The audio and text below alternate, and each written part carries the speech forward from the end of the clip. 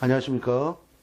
자, 렌즈의 선택에서 제가 저희 강좌 중에 50mm를 표준 렌즈를 마스터했다면은 관광 렌즈에 관심을 가져보자 그래갖고 어떤 관심을 가져보자 그랬죠? 예, 28mm를 살 것이냐 24mm를 살 것이냐의 선택 기로에서 초심자라면 28mm를 선택해서 써보자라고 제가 말씀을 드렸을 겁니다. 그 강좌를 안 들으셨던 분은 한번 들어보시고 요번 강좌를 들으시는 게 좀 더 도움이 되실 것 같았고 미리 말씀을 드립니다. 자, 그 다음에 또 하나는 뭐냐면 우리가 요즘 이제 크롭 바디들이라고 나오죠. 디카에서. 제가 지금 말씀드리는 기준은 항상 뭐냐면 풀 CCD 1대1 풀 CCD 즉 24, 36mm를 갖는 필름이나 또는 24, 36mm 사이즈를 갖는 CCD나 CMOS의 찰상 소자를 기준으로 말씀드립니다. 그러면 그 기준으로 말씀드렸을 때 1대1 CCD 기준 또는 35mm 필름 기준으로 말씀드렸을 때 표준 렌즈는 45mm에서 50mm가 표준 렌즈의 화각을 갖는 렌즈라는 겁니다. 표준 렌즈의 화각을 갖는 렌즈. 자꾸 말이 중복이 되고 있습니다, 여러분.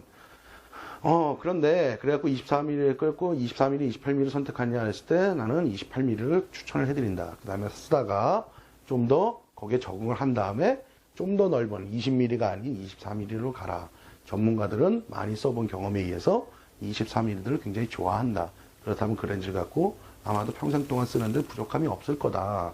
그 다음에 28mm도 좀 좁다 그러면 뒤로 한 발짝, 앞으로 한 발짝 왔다 갔다 함으로써 화각을 어느 정도 커버할 수 있을 거다.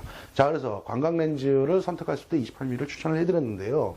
초심자일 경우에 한해서 28mm를 많이 써보신 분은 24mm를 선택을 하시면 되는 겁니다. 망원 렌즈일 때. 자, 렌즈를 선택할 때는 항상 기본이란 공식 자체가 있어요.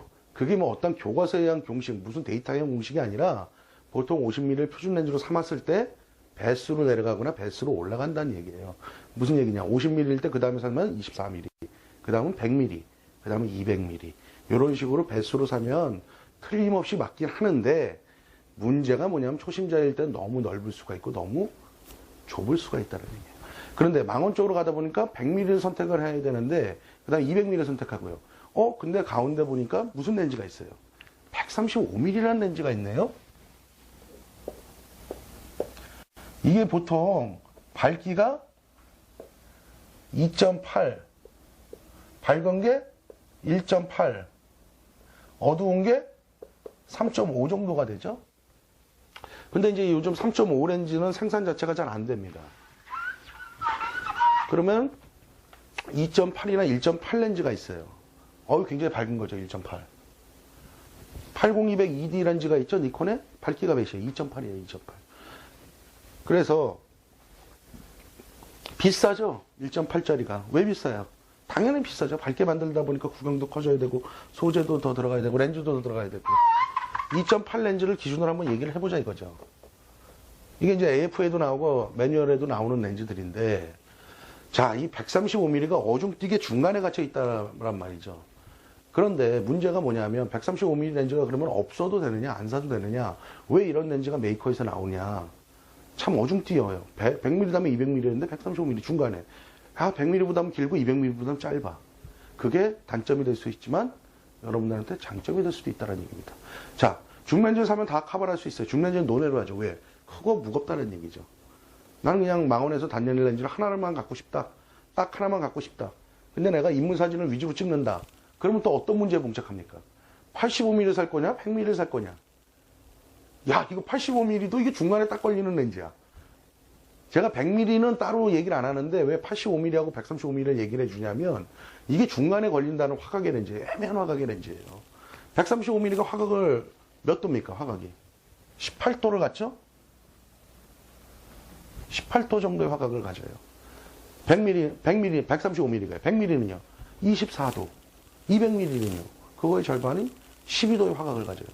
물론 메이커마다 조금씩 화각의 차이는 있어요. 그건 무시해도 좋을 정도의 화각의 차이거든요. 자, 그럼 135mm. 얘 특성은 어떨까요? 일단 역사가 굉장히 오래된 렌즈입니다. 135mm가요. 화각이 어중뛰다 볼 수도 있지만 어떻게 보면 장점으로 올 수도 있다는 얘기죠. 역사가 굉장히 오래된 렌즈예요. 오래된 렌즈다 보니까 설계가 안정돼 있어요. 어떤 큰 수차라든가 이런 것들로 인해서 뭐 그런 것 때문에 제약을 받을 수 있는 조건들에서 벗어나 있는 렌즈죠.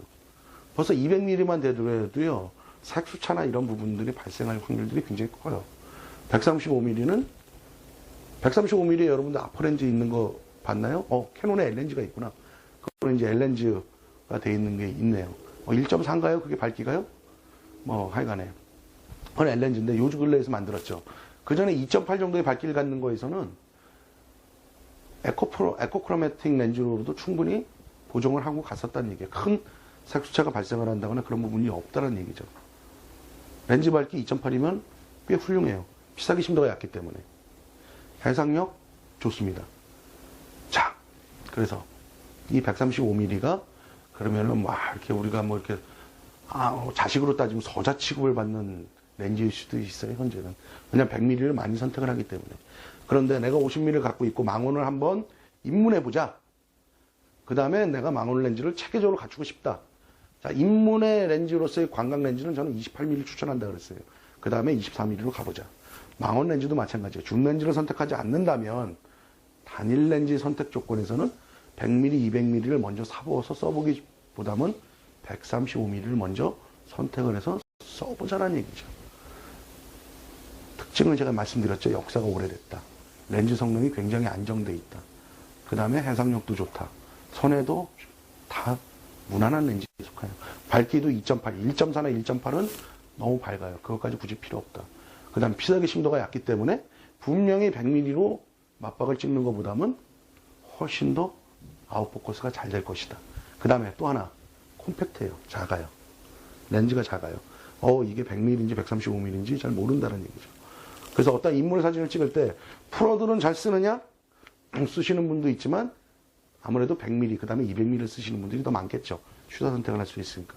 근데 초심자들이 들어갈 때는 저는 135mm 렌즈를 써보라고 권해드리고 싶습니다. 이거 굉장히 어떻게 보면 이거 참 어중뛴데 화각도 어중뛰고 막 그런데 초심자들이 쓸 때는 이거 100mm 좀 짧고 200mm 긴데 중간의 렌즈로서 역할을 톡톡히 할 수 있습니다.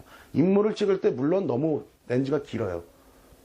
그래서 대화를 하면서 찍을 수 없지만 그건 어디까지나 스튜디오용에서 찍을 때는 길다는 느낌이고 외부에서 찍을 때는 한 발짝 뒤로 물러나시면 됩니다.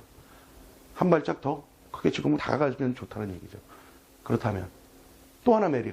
135mm는 대체적으로 중고 제품들도 많고요. 가격이 싸요.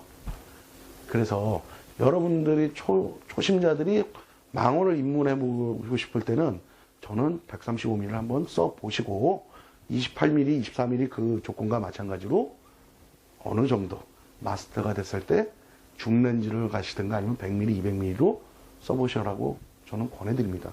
근데 제가 아마도 크게 사진을 전문적으로 하시지 않을 거면 135mm 렌즈 하나 갖고도 충분히 하실 수 있고요. 그 성능 자체는 그야말로 아무런 의심 없이 쓰셔도 굉장히 좋은 퀄리티의 사진을 보여줄 수 있을 겁니다. 여러분들한테요. 자, 좀 도움이 되셨으면 합니다. 고맙습니다.